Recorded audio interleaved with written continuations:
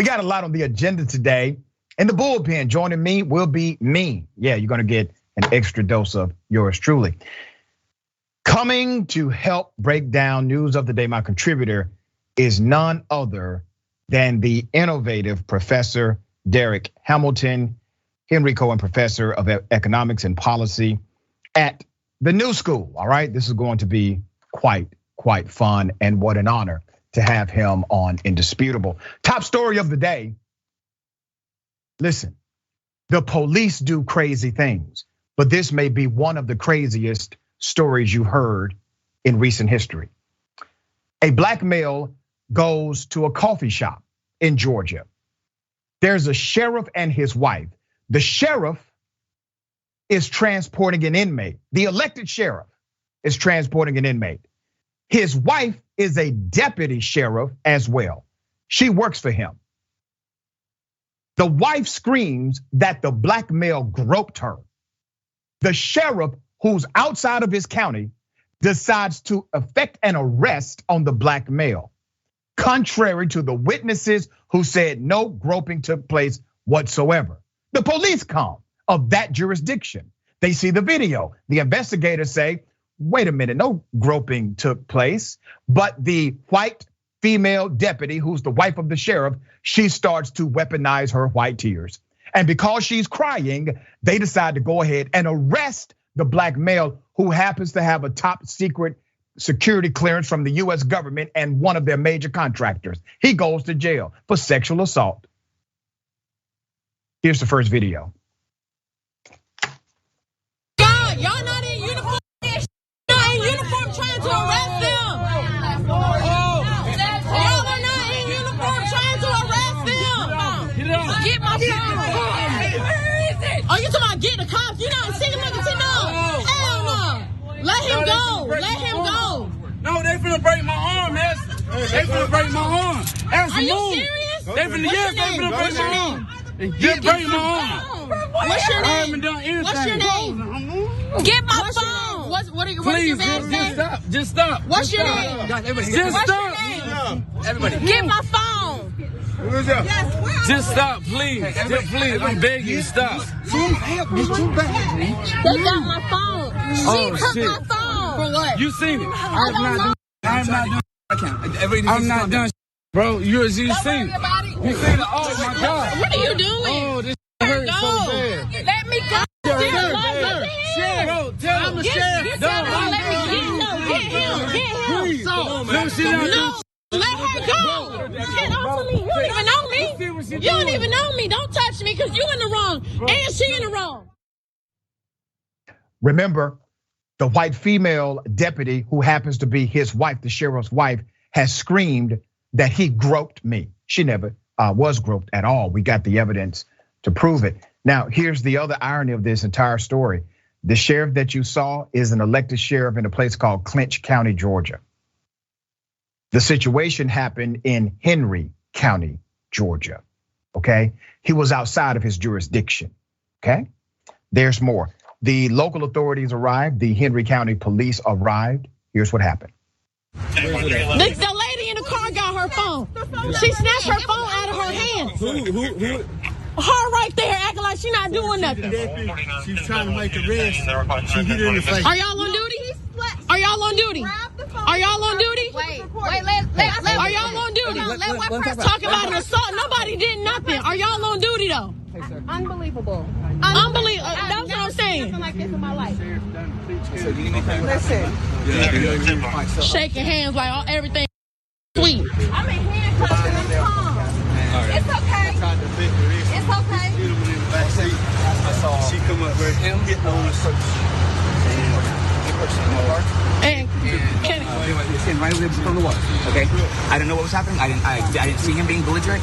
He just said you're under arrest. Didn't say why. Wouldn't talk to me. Then he threw him into the ground. You under arrest? It's not even your county. It's not your county. This is not your jurisdiction. Okay. No, just keep it rolling, please. Keep it rolling. The witnesses are very clear in what they saw. The black male was not being aggressive. The sheriff was being aggressive.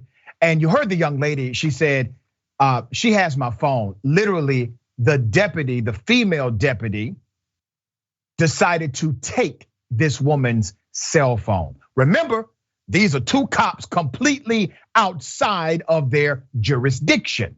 He screams, "I'm the sheriff," but he's not the sheriff of Henry County, where he was arresting the male. There's another video. Here it is. That's what I'm saying. He do or she do?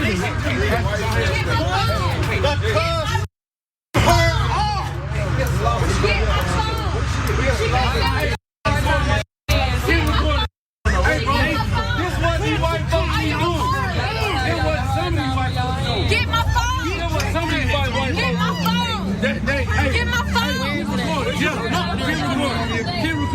Keep recording. Hey, everything. Keep recording. Keep recording. Why are they trying to arrest y'all? Keep recording.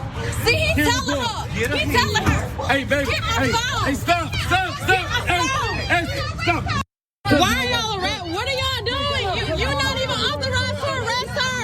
You're not even authorized to arrest her. You're not even authorized to arrest her. You're not even authorized.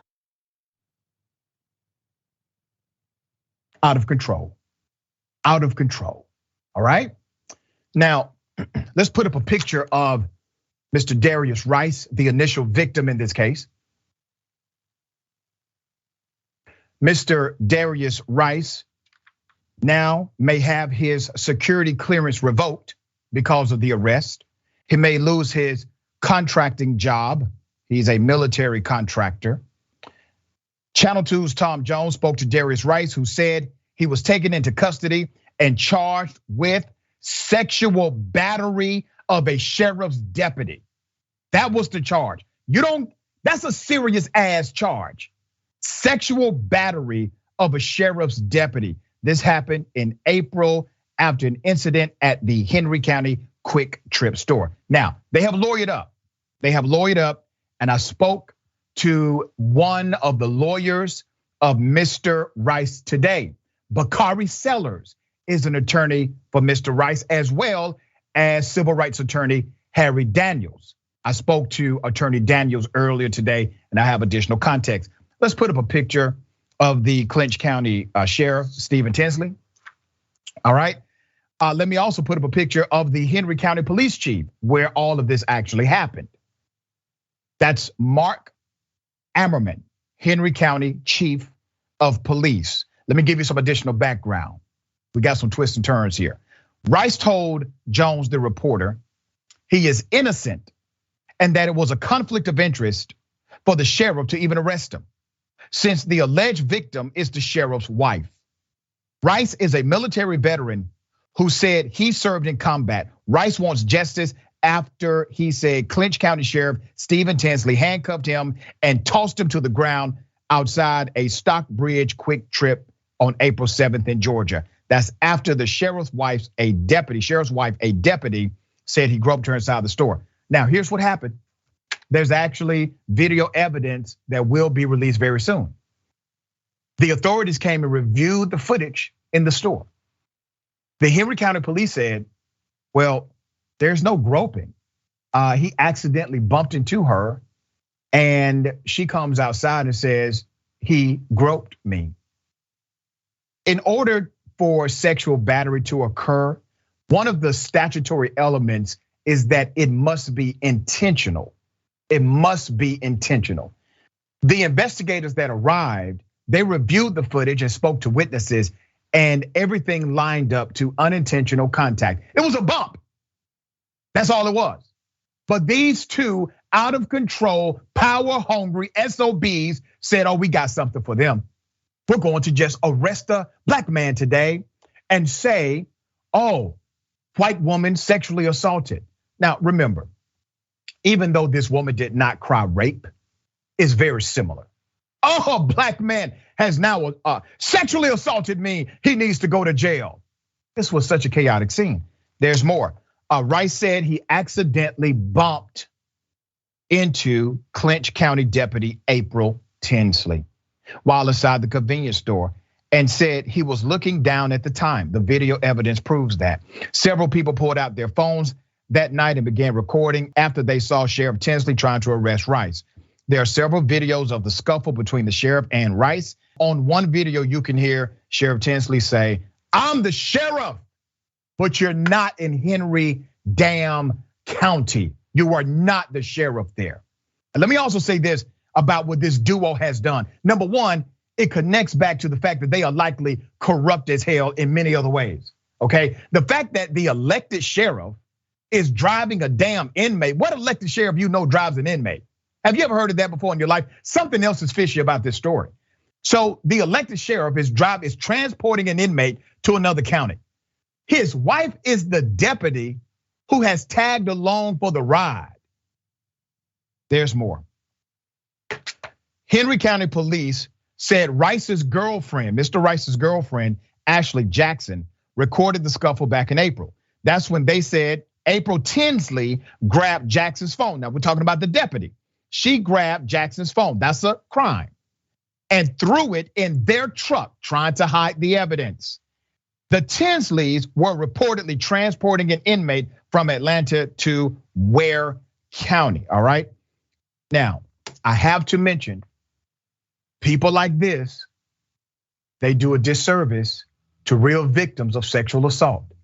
They are real victims of sexual assault in this world. And their stories need to be heard. Their truth needs to be protected. We need to have an atmosphere of protection for them to tell their stories. But people like this, they eat away at the public trust and do a complete disservice to those who are actual victims of sexual assault. After that happened, Jackson and Tinsley then got into an altercation after Tinsley accused Jackson of assault, okay? Rice's attorneys point out that the police officers who looked at the video of the alleged groping said it shows Rice accidentally bumped into Tinsley. That's what the investigators in Henry County said.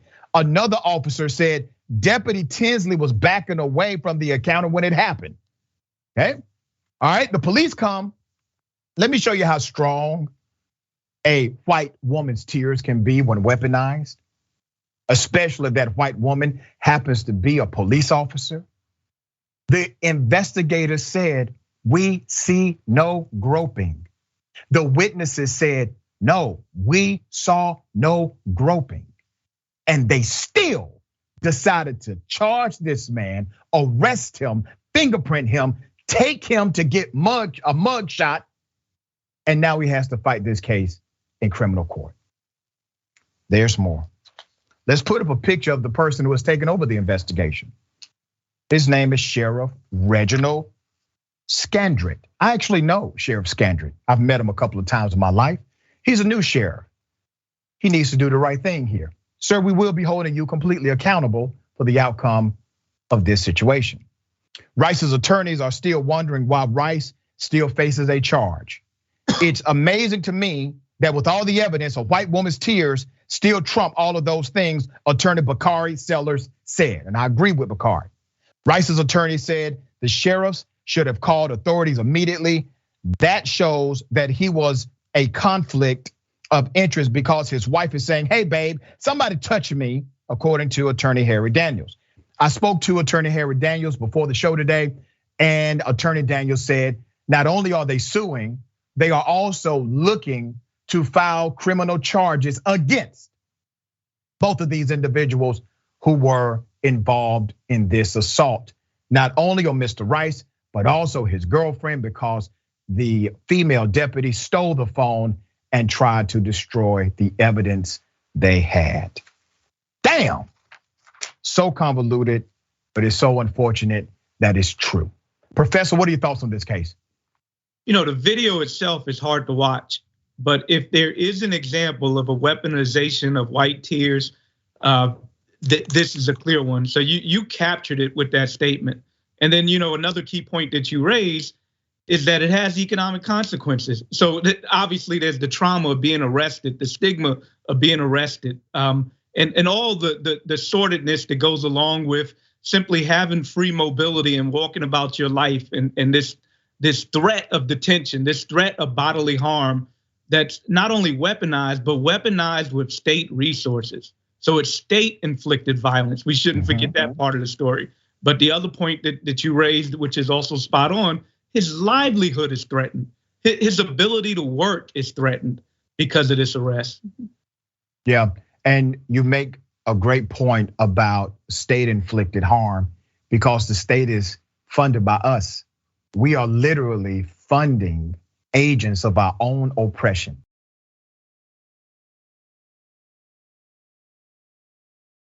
Louisiana cop, remember, chased down a black female, decided to punch her in the face and said it was because she was talking loud.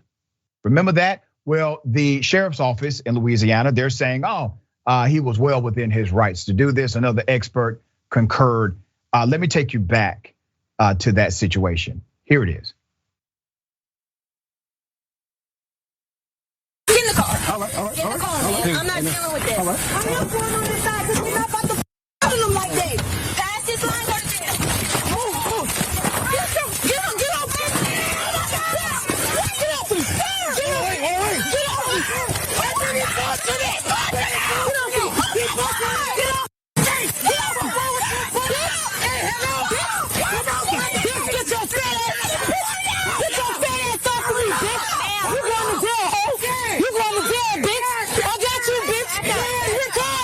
You're caught it. Hey. No, he laying on me. Nope. Call y'all warden. I'm not going nowhere. I'm gonna show this video. I'm gonna show this video. Put your hand on the money now. Call the police on you. I have another video from another angle.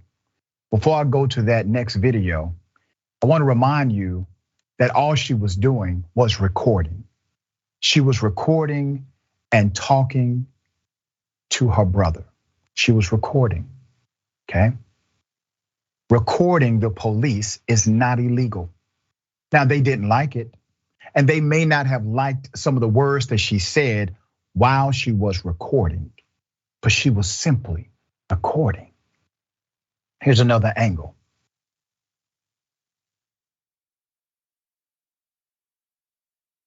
Wait, oh my God! Why you do, sir! Oh my God! He busted out! Oh my God! See, this is why people don't like the police, because typically they're cowards like this guy. You run down a woman, you throw her against a building, you then physically assault her, punch her in the face profusely, and you expect us to respect the badge. You expect us to trust you. Show the screenshot of Deputy Henry Seal. Deputy Henry Seal is being protected by his department and others. He won't be protected on this show. A Louisiana Sheriff's Department and excessive force experts say a deputy was justified when he pushed a black woman into a mobile home and punched her in the face. That's your update. The saying is justified. The police, the local law enforcement agency, alleges she was interfering with an arrest, while community members claim the officer used excessive force in his engagement.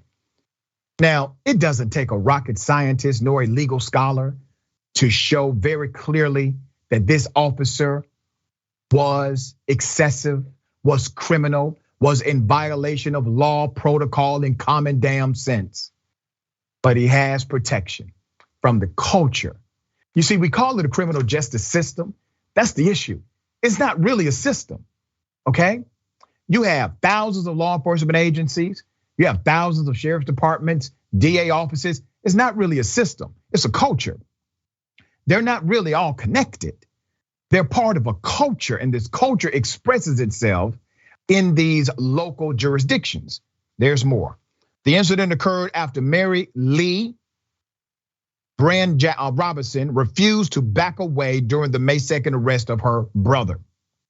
According to authorities reportedly told Robinson she could record, but to stay in her yard. She doesn't have to stay in her yard to record, by the way. Robinson allegedly began shouting at her brother, and the cop said it agitated him, according to officials. Oh, okay. So let me get this right. So when the police shout at you and they agitate you, is that against the law? Because police do that a lot. As a matter of fact, they were doing it with this arrest as well. So now is agitation a statutory offense? If you agitate somebody, is that now illegal? There's more. Deputies from the St. Charles Parish Sheriff's Office arrested Keith Anthony Robinson Jr. on the 1300 block of Paul Frederick Street in Luling, fulfilling a probation warrant. While detaining the 26-year-old, his sister reportedly yelled at the officers for tasing him after he initially ran from the cops. Okay, she had some words. She was not breaking the law. We're going to continue to follow this story and place pressure where pressure should be placed. Professor, what are your thoughts on this? You know, all of these link to individuals that are doing harm and should be vilified. But the backstory is that there's a state apparatus that supports it. I mean, if it was just these individuals, as horrific as these videos are, and there are far too many incidents occurring of this horror, then you deal with the individuals. You deal with the individuals, you punish them. An example is set to limit future incidents like this. But the backstory that's been happening since Black people have come to America, and I'm sorry for using the word "come," been brought here and changed in the first slave ships, the state apparatus has supported it. That is the diminishing of the lives. That is the terror by which we have to live with. And I'm an economist, so you might say, well, what are you chiming in? What do you have to say about this? So again, at first sight, there's horror associated with this. There's terror, but to believe that you can not move throughout society without the threat of bodily harm, and that doesn't have economic implications, if that doesn't impact your spirit, if that doesn't impact the ways in which you engage in everyday life under that constant threat, and that's the hard part to really capture from these videos, the extrapolation. I'm Black, I look at this, you're Black, you look at this. We live with this in our psyche. We live with what happens if we walk and this threat occurs to us. How do we react? Right. And then last thing I'll say on this is we can change it, right? So all this horror that we're observing, and you're doing it. So big kudos for you for having the courage to lead with this on your show. But this need not be our destiny. The state is our apparatus, just like it's anybody else's apparatus. So that is where the power is going to come when we seize upon the state to do their job and enforce human rights for all of us. Very well said.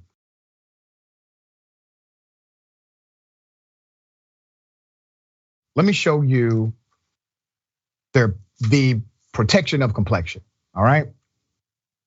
What if I told you there's a Republican candidate who is running for office, decides to kill his wife, gets arrested for murdering his wife, is in jail, and still won his Republican primary?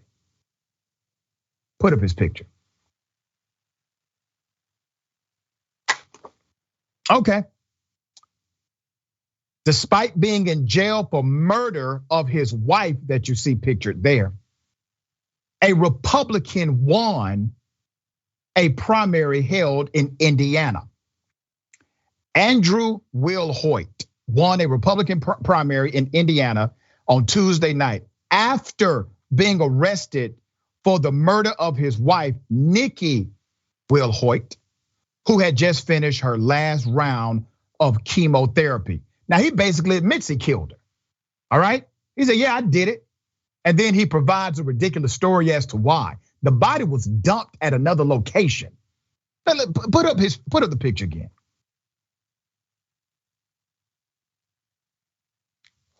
That's a murderer. That's a killer. Running for political office in Indiana, and he wins the GOP primary. He wins. The state says they're powerless. They can do nothing about this. Let me give you the background. WXIN reported that Nikki, the woman he killed, his wife, filed for divorce a day before her last chemotherapy treatment. She knew it was time to go. In March, police said the couple had a heated argument that ended with Andrew hitting Nikki in the head with a blunt object. before dumping her body in a creek, according to Law and Crime. Andrew said that, no, it was actually Nikki that attacked me during their argument, and he swung at her face with a gallon-sized concrete flower pot.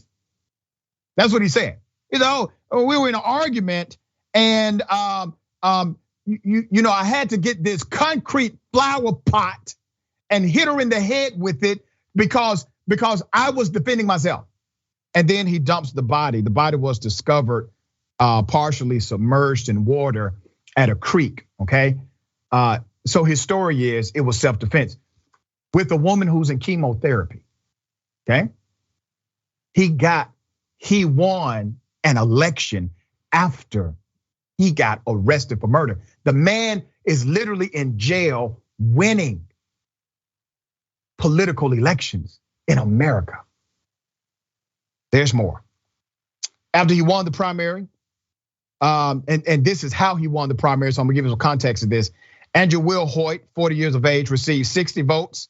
It's a small jurisdiction, and will appear on the November ballot for the Clinton Township Board. He's gonna be on the ballot. He's arrested for murder, in jail. There will be 2 other winners in the primary to fill the 3 available seats. He will remain in jail until his trial. At the very least, a trial date has not yet been set. How in the hell is this legal? How is this possible? The man said he did it. The man has been arrested for murder. The man is in jail for murder. And he admitted to doing it. There is no legal reason he can't be a candidate, according to an Indiana election official and what this official said to the Tribune Star. Under our system, you are innocent until you are proven guilty. If a person is convicted of a felony, then they are no longer eligible to be a candidate and are ineligible to hold office. Now, I did some research on this. Now, what could have happened, now Indiana is technically correct, but what could have happened should have happened at the local jurisdiction, and it did not. The local jurisdiction, they do have a little more latitude over GOP candidates. They can be classified as non-GOP candidates and severely hurt their ability to actually win. Well, the GOP, I have not seen them denounce this as of yet. Professor, thoughts on this election debacle and murder? Yeah, the first part of your show dealt a whole lot with the ways in which we devalue people based on race. This is an example of devaluation based on gender.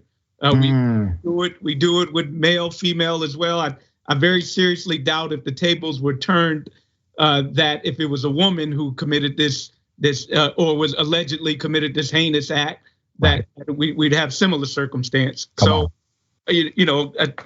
that hopefully that Congress won't seat him if somehow, well, hopefully if he did this crime, he should be in jail. But I want to remind the viewers also of when Donald Trump was running for office, he admitted to groping women on video, but yet he still won an election and the voters allowed him to become president. So again, we need to stop devaluing people based on cursory identities like race and gender. That's an immoral society, and we can do better. Well said. We got more on the other side. Is indisputable. Stick and stay.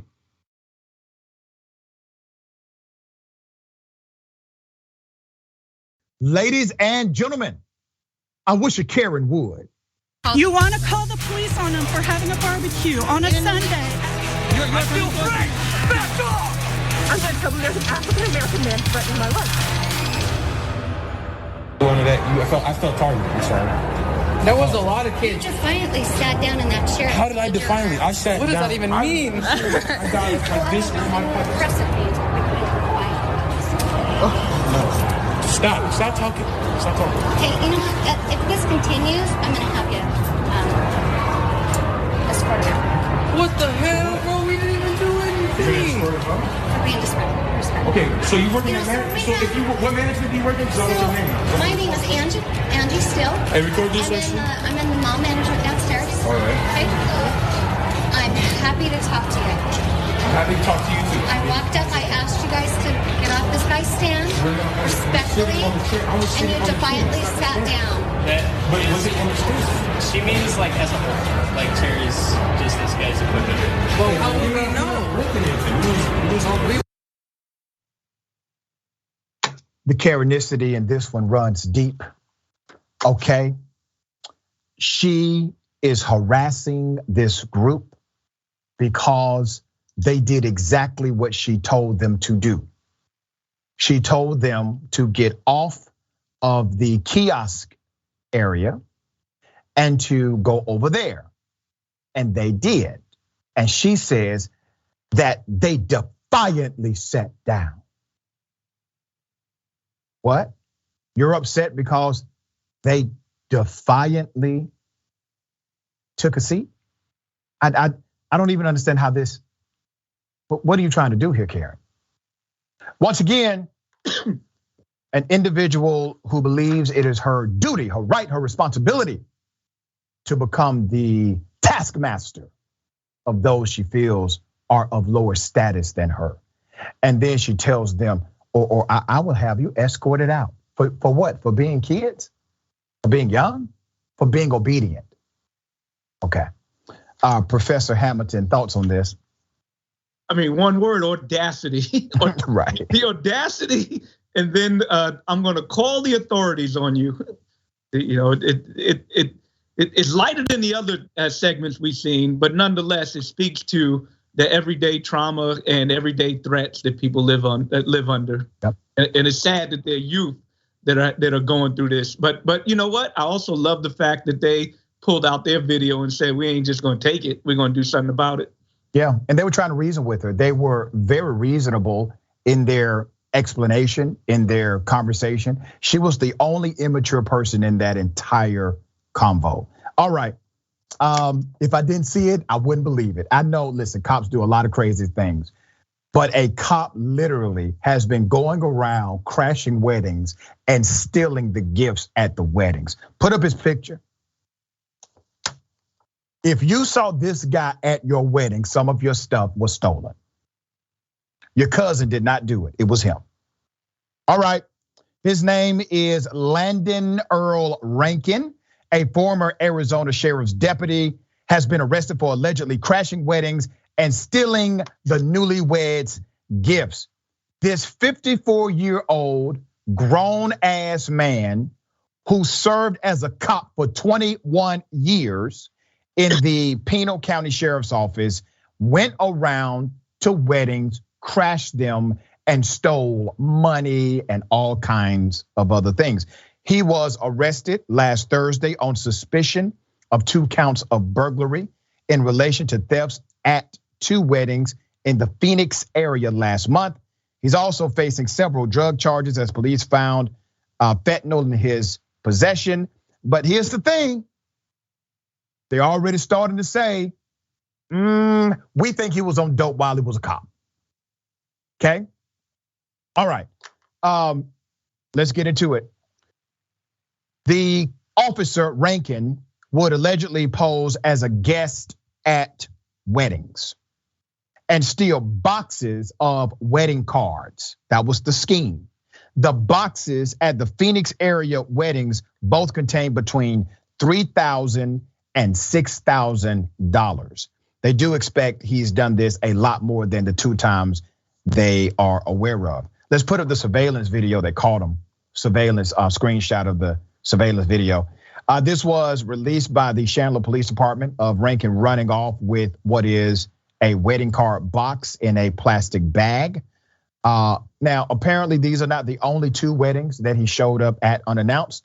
During the investigation, police uncovered at least 11 recent incidents of similar wedding thefts in the East Valley region of Arizona that Rankin could be responsible for. Rankin's response to this, he told the police after he was arrested that he attended the weddings to hear the vows because he was going through a divorce. Let's put his picture up again. Okay, you too damn old to come with those weak ass lies. At least come up with a lie that people can respect. To say that you're going to a wedding because you need to hear vows because you're going through a divorce is ridiculous. Now, let me say this, okay? Let me be very clear. Having an addiction is a disease. That's a disease. I used to be a drinking man, haven't had a drink in years. And if you are suffering with any level of chemical abuse or chemical dependency, then I encourage you to get help. It is nothing to be embarrassed about. That's why I live my recovery out loud for that reason. If you are the police, you have resources that most people do not. Even retired police officers have resources that most people do not. Now, there has to be, a system issue has to be implemented. There has to be an investigation into some of his arrest and previous conduct because he decided not to disclose. Now, how do you mark the transformation of a human being? Acknowledgement. That's how you mark transformation. We do not change what we fail to acknowledge. I see no transformation here. I see someone who's willing to continue to lie about what they're doing, all right? He got caught on video stealing from people at their wedding. That's a beautiful day. Weddings are beautiful days. This ruins it. All right, Professor Hammond, your thoughts on this? Yeah, I got empathy for the individual because of potential addictions, but as you point out, he was a police officer, and there could have been some harm that was committed while being a police officer and dealing with either substance or mental health or whatever type of things that might have been dealt with. And police have to be held to a different standard. They do because of the power that we enlist upon them. So I'm with you. We need to go back and reevaluate what took place when he was an officer to see what other harm might have been created as a result. Listen, and if he ever gets help for whatever addiction he may have, and if he works his 12 steps, at a particular point in those 12 steps, he has to go back. He has to right people that he wronged. He has to try to make amends for his actions. And hopefully that amends also means that he tells the truth about some things that he did while being in uniform.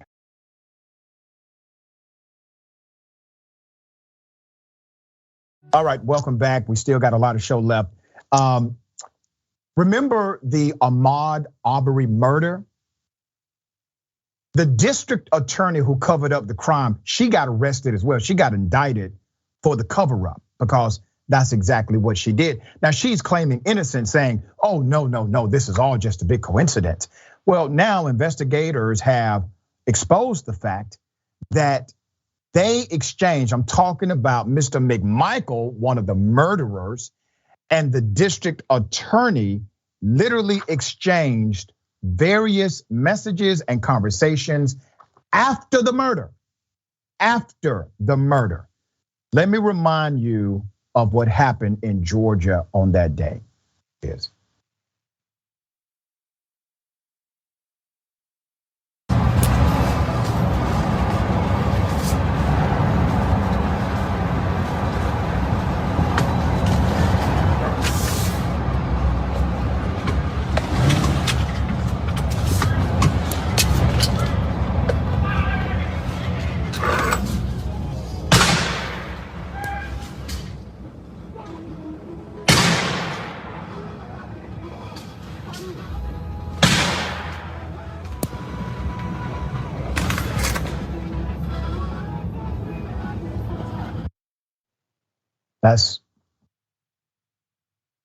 That's called a murder, okay? A young black male. Let's put up the picture of Travis McMichael, Gregory McMichael, and William Bryan. Let's put their picture up. See, those are thugs and criminals. Those are gangsters, all right? Crips and Bloods ain't got nothing on those guys. They are the real scourge of the earth. But they are helped. It's really a kingpin. This woman, Jackie Johnson, is at the top of it. She was the district attorney at the time of this murder. She decided to cover up the murder, tell the cops not to arrest, and then engage in lengthy conversations with one of the killers, her dear friend Gregory McMichael. Gregory McMichael and his son Travis McMichael armed themselves with guns and used a pickup truck to chase 25-year-old Arbery after spotting him running in their neighborhood just outside the port city of Brunswick, Georgia. A neighbor, William Roddy Bryan, joined the pursuit in his own truck and recorded the cell phone video of Travis McMichael killing Arbery at close range with a shotgun. Now remember, at trial it came out that if Travis McMichael had not completed the job, his dad, Gregory McMichael, was going to kill Arbery anyway. That came out during the trial, okay? The men told police that Travis McMichael opened fire in self-defense as Arbery threw punches and tried to grab the shotgun, just trying to get away. The McMichaels told police they suspected Arbery of being a thief. Arbery was unarmed when he was killed, and police found no evidence that he had stolen anything. One of the men convicted of murder in the street chase and the fatal shooting of Ahmaud Arbery spoke with his former boss. Who's the former boss? The district attorney, Jackie Johnson, okay? They spoke several times by phone in the days and weeks after the killing in 2020. That's according to a court document filed on Thursday, all right? What were they talking about? How does the DA get phone calls and engage in conversations with a man who just committed murder?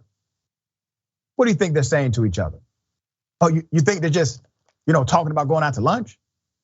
You think they're talking about news of the day? Or do you think they're talking about how to make sure the murder remains covered up? There's more. Investigators found that the day after the shooting, then Brunswick Judicial Circuit attorney Jackie Johnson placed a phone call to Greg McMichael. She initiated the call. A retired investigator from her office who initiated the deadly pursuit of Arbery. The call lasted more than 9 minutes. Prosecutors said in a misconduct case against Johnson, said in the legal filing. It listed 16 calls. I want you to get this now. 16 calls between phone numbers for Johnson and McMichael starting February 23rd, 2020, when McMichael left Johnson a voicemail about an hour after the shooting and ending May 5th, 2020, the day graphic cell phone video of Arbery's killing leaked online. The video sparked a national outcry over the young black man's death at the hands of 3 white pursuers. Now, I want to remind you of some context here. Initially, the DA told the cops, don't effect an arrest, let him go. It was self-defense. They do so. Later, when local media started covering this, the DA decided to transfer it to a friend of hers in another jurisdiction. That other DA decided to write a letter saying that his office has investigated and they have determined that it is actually self-defense, okay? That DA has yet to be charged with anything. It was a complete lie. There was no self-defense here, it was murder. All right. More than half the calls lasted just a few seconds to a minute, suggesting some may have gone unanswered and others involved voicemails. 7 calls lasted just shy of 3 minutes to 21 minutes, according to court records. A grand jury indicted the district attorney Johnson last year on a felony charge of violating her oath of office, as well as a misdemeanor count of hindering a police investigation. Georgia Attorney General Chris Carr's office is prosecuting the case, which alleges Johnson used her position to protect McMichael and his son. The evidence shows that Johnson showed favor and affection for McMichael throughout the pendency of the case, including when she was making decisions as the DA over the case, the prosecutor's legal filing said, okay? All right, now, I gotta remind everybody, this is not abnormal, this is normative in jurisdictions like Brunswick, Georgia. Do you know how many times she's done this before? We uncovered a case a few years ago where she covered up a crime for another cop. So she was known in that jurisdiction for covering up crimes for cops. The grand jury, when they got out of the grand jury room from this covered up crime that happened a few years ago, they said, wait a minute. The DA lied to us. She didn't give us that information. That's the only reason we never indicted the cop. They didn't give us the proper information. Now we have more information and we would have indicted that cop based on the truth of the narrative rather than based on what the DA gave us. She already covered for a cop. Criminal justice system is not broken, it's working exactly as it was designed to work. Our job is to break the damn thing, not fix it. All right. Professor Hamilton, thoughts on this? You know, another vivid example of the personhood of Black people not being afforded the political and legal codification that human beings should be afforded. That, you know, this, as you say, it needs to stop, and it creates these perverse incentives. It allows for people to commit murder without recourse. Because there's not that, they do it without the fear that they will be dealt with accordingly. And this is a problem. And it's normal for them to operate in this manner.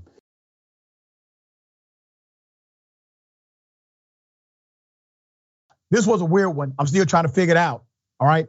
A man proposes to a woman at a McDonald's in the line. All right, here's the video.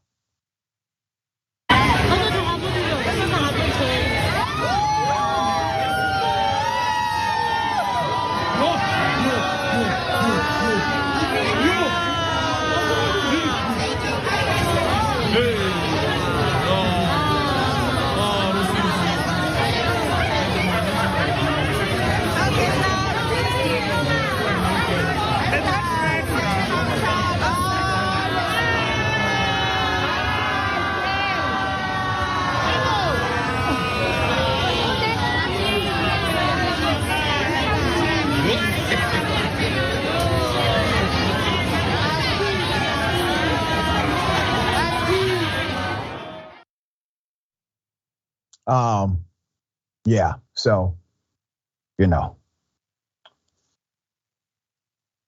I don't know if he was trying to be creative, okay? Let's put up the screenshot here, all right? Let me help you here, young man.